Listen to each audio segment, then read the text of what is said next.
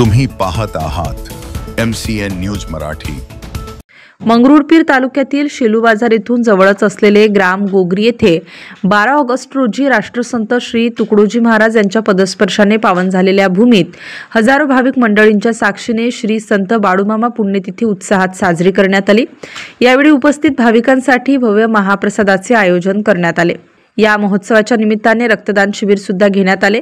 सकाळी 4 वाजता संत बाळूमामा यांच्या मूर्तीची महापूजा व अभिषेक, सकाळी 7 वाजता संत बाळूमामा महाआरती, 9 वाजता अभिषेक पूजा, सकाळी 11 वाजता होम हवन कीर्तन व आरती, दुपारी 4 वाजता भव्य महापंक्तीत महाप्रसादाचे वितरण करण्यात आले।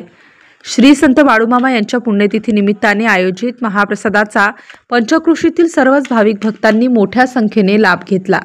MCN न्यूज मराठीकरिता गणेश पाटील बोथे, शेलू बाजार।